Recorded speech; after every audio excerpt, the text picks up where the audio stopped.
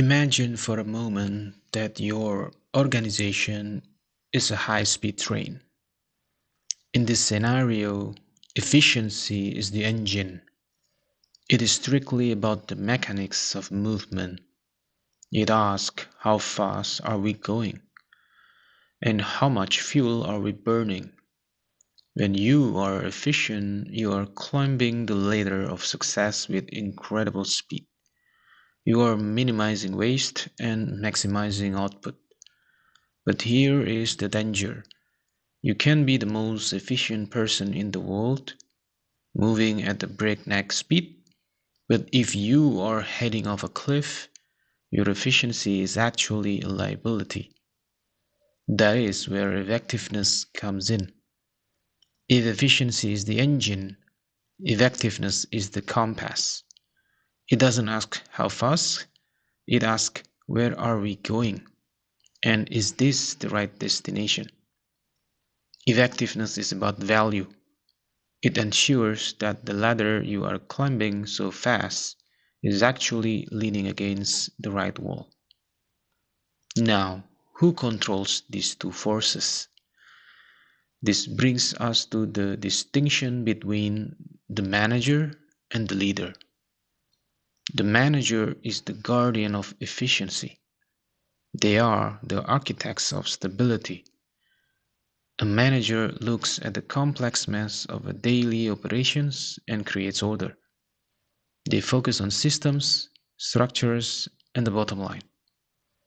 Their job is to smooth the road so the train can run faster. They ask the question, how can we do this better? The leader, however, is the guardian of effectiveness. They are the visionaries of change. While the manager looks down at the tracks, the leader looks up at the horizon. They do not fear chaos. Often, they create it to drive innovation. Their job is to ensure the destination is worth the trip. They ask the question, why are we doing this at all? An organization with only managers runs on time, but eventually becomes obsolete. An organization with only leaders has a great vision, but never actually arrives. You need the manager to survive today and the leader to survive tomorrow. But how do these people get anyone to listen? How do they move the heavy machinery of human behavior? That requires power. Power is simply the energy that drives the system. But the manager and the leader use different fuel sources.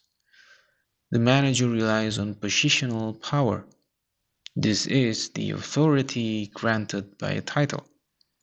It says, do this because I am the boss. This type of power buys you compliance. It forces people to be efficient because they have to be. The leader, however, relies on personal power. This is influence granted by trust, expertise, and charisma. It says, do this because we believe in destination. This type of power buys you commitment. It inspires people to be effective because they want to be. So, what is the ultimate correlation? True organizational greatness is not about choosing one over the other. It is about synthesis. It is the ability to use personal power to set an effective vision and then use positional power to build an efficient system to get there. When you master that balance, you don't just move fast, you move forward. Thank you for listening and watching.